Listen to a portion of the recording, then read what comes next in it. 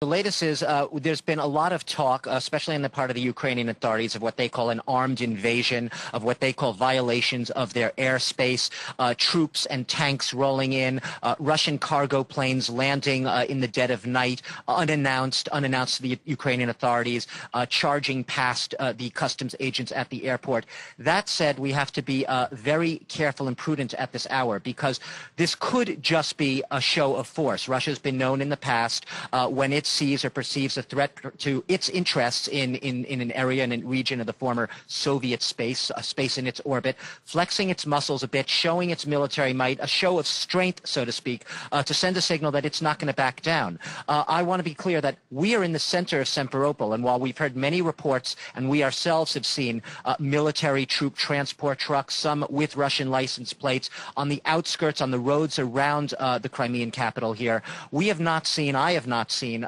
any tanks rolling down the streets. I haven't seen armed Russian soldiers patrolling the streets of this capital. We have to be just very careful before we ramp up the rhetoric and talk about an armed invasion. It could also be Russia's attempt to perhaps delegitimize, make the Ukrainian authorities look rather foolish, put them in the position of blaming them for an armed invasion, when in fact it's simply the Russians trying to hunker down and protect their very strategic base, their Black Sea fleet base at Sevastopol, their perhaps most important asset outside of Russia itself militarily, and also just to send a signal to the Russian speakers here, who are 60% of the population, a dominant ethnic Russian majority, that they will protect their interests. But so far, no warlike actions and no force, just a lot of movements and just a lot of uncertainty.